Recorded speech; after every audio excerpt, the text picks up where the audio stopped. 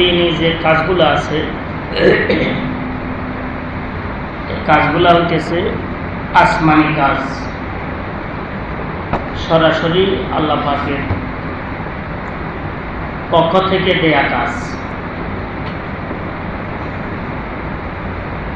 এলমে ওয়াহিদ কাজ, কোরআনে কারীম, হাদিসে রাসূল সাল্লাল্লাহু আলাইহি ওয়াসাল্লাম, ফিকহ এবং ফিকহ সম্পর্কীয় যত মাসআলা মাসাইল আছে সবগুলাই প্রত্যক্ষ পরোক্ষভাবে আসমানি সম্পদ।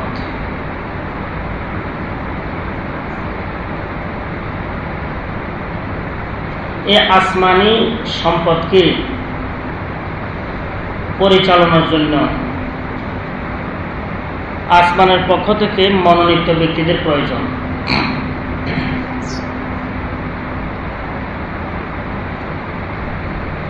জমিনের মনোনীত ব্যক্তিরা এই কাজ আঞ্জাম দিতে পারবে না কখনো। কাজগুলো হয়েছে আসমানের সরাসরি আল্লাহ পাকের প্রদত্ত কাজ। সরাসরি এই কারণে বলছি, দুনিয়ার সব কিছু তো আল্লাহ পাকের পক্ষ থেকে, কিছু সরাসরি, কিছু অসরাসরি, কিছু প্রত্যক্ষভাবে, কিছু পরোক্ষভাবে। দুনিয়া উসিলা হিসাবে মাকসাদ, মাকসাদ হিসাবে দুনিয়া মাকসাদ নাহি। এই কারণে দুনিয়া মাকসাদের সহায়ক, মাকসাদ নয়, উদ্দেশ্যের সহায়ক, উদ্দেশ্য নয় দুনিয়া। দিন কিন্তু উদ্দেশ্য, আসল মাকসাদি চিজ দিন। দিন এই কারণে সরাসরি দিনের যে বিষয়গুলো আছে, কোরআন, হাদিস, ফিকহ, আরো যত কিছু আছে,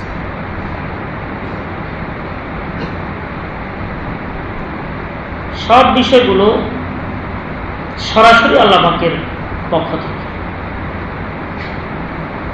আল্লাহ পাক মাকসাদি বিষয়গুলোকে, উদ্দেশ্যের বিষয়গুলোকে আল্লাহ পাক নিজ হস্তে রেখেছে, নিজ দায়িত্বে রেখেছে। আখিরাতের বিষয়, দ্বীনের বিষয়, অর্থাৎ কোরআন এবং হাদিস এবং ফিকহ, এই বিষয়গুলোকে স্বয়ং আল্লাহ পাক নাযিল করছেন। এগুলার রক্ষণাবেক্ষণের দায়িত্ব আল্লাহ পাক স্বয়ং গ্রহণ করছেন। এগুলা প্রচার এবং প্রসারের জন্য দুনিয়া কর্তৃক মনোনীত ব্যক্তিরা যথেষ্ট নহে, এটা পারবে না। এটা আসমানের পক্ষ থেকে, আল্লাহ পাকের পক্ষ থেকে মনোনীত, সম্মানিত, মুআজ্জাজ ব্যক্তিরা হতে হবে। এটা আমার কথা নয়, শুধু দাবিও নয়, তরিকাকার আল্লাহ পাকের এই ধরনের। হযরত আদম আলাইহিস সালাতু ওয়াস সালাম হইতে নিয়ে দোনো জাহানের সরদার ইমামুল আম্বিয়া রাহমাতুল আলামিন, হুদাল্লিল আলামিন পর্যন্ত সমস্ত আম্বিয়া কিরামদেরকে আল্লাহ পাক প্রেরণ করেছেন, দায়িত্ব প্রদান করেছেন ওনাদেরকে। ওই আসমানি যে সম্পদ, উদ্দেশ্যের যে সম্পদ, ওই সম্পদকে জমিনের মধ্যে প্রসার এবং প্রতিষ্ঠার জন্য। কারণ অন্যরা এটা পারবে না। আসমানি সম্পদের মূল্য জমিনে থাকি সে কি বুঝবে? সুবহানাল্লাহ, মূল্য তো জানার মতো জমিনের মধ্যে কেউ নেই। আল্লাহ পাক যদি কোরআন এবং হাদিস, আল্লাহ পাকের প্রিয় নবীকে যদি প্রেরণ না করতেন বা নবীদেরকে প্রেরণ না করতেন, তাহলে লফজ আল্লাহ এবং সুবহানাল্লাহর গুরুত্ব এবং মহত্ব জানার মতো দুনিয়ার মধ্যে কেউ নেই। এবং রিসার্চ করে বের করবে দুনিয়ার মধ্যে এমন কোন ব্যক্তি ছিল না। আল্লাহ পাক যাদেরকে নির্বাচিত করেছেন, প্রেরণ করেছেন, ওনাদের মাধ্যমে যেগুলো পেয়েছি এগুলাই পেয়েছি। এছাড়া জমিন থেকে যথাযথ কোনো কিছু দ্বীনের ব্যাপারে পাওয়া কঠিন। তো সার কথা আমি আপনাদের সামনে আলোচনা করতেছিলাম, দ্বীন আসমানি বিষয়, খালেস আসমানি বিষয়। দ্বীন খালেস আল্লাহ পাকের বিষয়, দ্বীন আমাদের উদ্দেশ্যের বিষয়।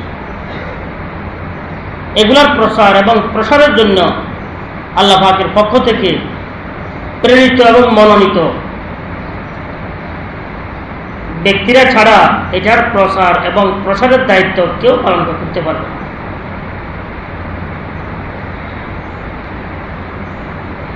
আম্বিয়া কিরাম আলাইহিমুস সালাতু ওয়াস সালাম উনারা তো মাসুম, ওনাদের উপরে কোনো ধরনের শঙ্কা ছিল না। ওনারা যাওয়ার পর এই দায়িত্ব আসে ওয়ারাসাতুল আম্বিয়ার উপরে। আম্বিয়া কেরামের যারা ওয়ারিস আছে তাদের উপর। ওলামায়ে কেরাম শুধু ওয়ারাসাতুল নবী নয়, ওয়ারাসাতুল রাসূল নয়, ওয়ারাসাতুল আম্বিয়া। আল উলামাউ ওয়ারাসাতুল আম্বিয়া। সমস্ত আম্বিয়া কেরামের একক দায়িত্ব, সেটি হচ্ছে দ্বীন, দ্বীনের প্রসার। আম্বিয়া কেরামদের মধ্যে পরস্পর কোনো দ্বন্দ্ব, সংঘাত, বিরোধ, বিপরীত মতবাদ, মতভেদ কিছু ছিল না। আদম আলাইহিস সালাতু ওয়াস সালামের যে প্রেরণার উদ্দেশ্য, হযরত ইব্রাহিম আলাইহিস সালাতু ওয়াস সালামের প্রেরণার যে উদ্দেশ্য, একই উদ্দেশ্য জনাব মুহাম্মদুর রাসূলুল্লাহ সাল্লাল্লাহু আলাইহি ওয়াসাল্লামকে প্রেরণা। এই কারণে একজন নবীর ওয়ারিস, এটা সব নবীর ওয়ারিস। এটা আরেক ভাগ্যের বিষয়, খুশির বিষয়। মানুষ একজনের ওয়ারিস হইলেও তো বহু কি গর্বিত হয়, আনন্দিত হয়। এখানে একজন ওয়ারিস, সমস্ত নবীদের ওয়ারিস। আলহামদুলিল্লাহ, সুবহানাল্লাহ। বহুত বড় ব্যাপার, বহুত বড় বিষয়। দুনিয়ার মধ্যে যত মাকবুল বান্দারা দুনিয়া থেকে চলে গেছেন, মাকবুল বান্দাদের সারির মধ্যে, ইমামতের সারির মধ্যে, আফদল সারির মধ্যে, মাসুম সারির মধ্যে আসে আম্বিয়া কিরাম এক নম্বরে। সমস্ত আম্বিয়া কিরাম মাসুমের সারিতে, ইমামদের সারিতে,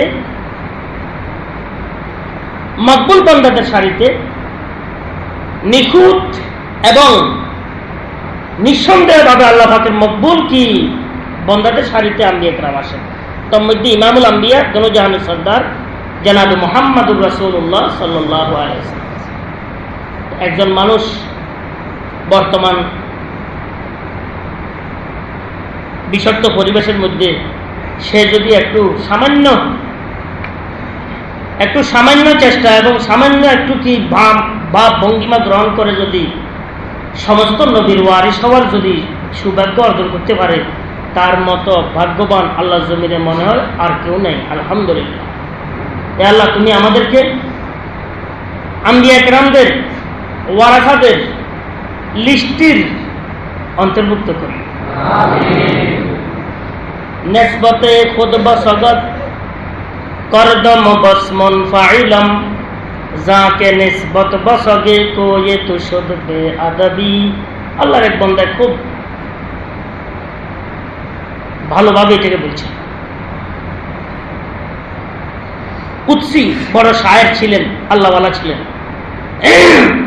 এক কুদসি বলছেন, নিসবতে খুদ বসগত করদম বসমন ফাইলম যাকে নিসবত বসগে কো ये तो शुद्ध বেআদবি। মাওলা করিম আমাদের মোহাব্বত তোমার গলি কুচার কুকুরদের সাথে আছে এ দাবি করিয়া আমি শর্মিন্দা এবং লজ্জিত। কারণ তোমার মোহাব্বতের গলি কুচার কুকুরদের সাথে নিসবত করার মতো যোগ্যতা আমার কাছে নেই। কুকুরের কথা বলা হচ্ছে, বন্দাদের কথা তো এটা তো আর বলাই লাগে না। এটা কি যে অবস্থা! যত শুকরিয়া আদায় করব, যত শুকরিয়া আদায় করব, যত কিছু বর্জনীয় বর্জন করার চেষ্টা করব কোরবানির মাধ্যমে, কম, বহু কম, বহু কম। যত কোরবানি দিব বহু কম, বহু কম। যত শুকরিয়া আদায় করব বহু কম। এটা হক আদায় করা সম্ভব হবে না। আমরা তো এই মকামটাও বুঝি না। আমাদের কাছে যোগ্যতা থাকলে বা কতটুকু আছে আল্লাহ পাক ওই সিরাতে মুস্তাকিমের সারিতে আমাদেরকে থাকার, লেগে থাকার তৌফিক দান করতেছেন, এটাও তো আল্লাহ পাকের মেহেরবানি। মিষ্টি দোকানে মিষ্টির আশেপাশে কিছু মাছি মশাও থাকে, কিছু মাছি মশাও কি থাকে। গ্লাসের ঘরের মধ্যে তারাও বসবাস করে, এয়ার কন্ডিশনে তারাও কি বসবাস করে। এরাও ভাগ্যবান। নেসবতে খুদ বসগত করদম বসমন ফাইলম যাকে নেসবত বসগে কো ये तो शुद्ध বেআদবি। একজন নিকৃষ্ট নালায়েক, সে সমস্ত আম্বিয়া কেরামের ওয়ারিস হওয়ার রাস্তায় থাকা তার জন্য কতটুকু গর্বের এবং শুকরিয়ার বিষয়। সে যোগ্যতা যার যতটুকু আছে সে ততটুকু বুঝতে পারবে, যার যোগ্যতা না সে কখনো বুঝতে পারবে। এই কারণে করণীয় কাজগুলা আন্তরিকতার সাথে করার চেষ্টা করা দরকার। বর্জনীয় কাজগুলা খুব কোরবানি এবং তিতিক্ষার সাথে বর্জন করা দরকার। আল্লাহ পাক তুমি আমাদেরকে তৌফিক দান করো। বলার উদ্দেশ্য হচ্ছে আম্বিয়া কেরাম যখন দুনিয়া থেকে চলে গেলেন, এখন তো আর নতুন নবী কেউ আসবে না। এখন আম্বিয়া কেরামের যিনারা ওয়ারিস, ওনারাই তো কি কাজ করবেন, ওনারাই কাজ করবেন। এখন ওনারাও কিন্তু আসমানি সাহায্য প্রাপ্ত হওয়া ছাড়া কাজ করা ওনাদের পক্ষে সম্ভব হবে না। আসমানি সাহায্য প্রাপ্ত ওনারা হইতে হবে, আসমানি সম্মানিত হইতে হবে, আসমানি পদার্থ সম্মানে ভূষিত হইতে হবে। ওনারা আসমানি সম্মানে ভূষিত হওয়ার লক্ষণ কালকে দুটি বলছিলাম আমি। একটা হচ্ছে আল্লাহ পাকের দিকে মুহতাজ হওয়া, আর একটা হচ্ছে দুনিয়ার ব্যাপারে মাখলুক থেকে বেনিয়াজ থাকা। বুঝাতে পেরেছি? যত জায়গার মধ্যে যত মানুষ মাখলুকের দিকে মুহতাজ হয়েছে, তত মানুষ শর্মিন্দা হয়েছে এবং বেইজ্জত হয়েছে। বিশেষ করে উলামায়ে কেরাম যিনারা ওয়ারাহাতুল আম্বিয়ার সারিতে যারা আছে, এরা যত ওদিকে গেছে তত বেশি কি জলিল আর খার হয়েছে। আল্লাহ পাক তুমি আমাদেরকে রক্ষা করো, আমাদেরকে কি হেফাজত করো। তো বলার উদ্দেশ্য হচ্ছে মেন যে দিন, সেটা হচ্ছে আমাদের উদ্দেশ্য, আর সেটা আসমানি জিনিস। আর সেটা ধরে রাখার জন্য, প্রসার প্রসারের জন্য আসমান কর্তৃক মনোনীত ব্যক্তিরা ছাড়া, সম্মানিত ব্যক্তিরা ছাড়া কারো পক্ষে এটা সম্ভব নয়।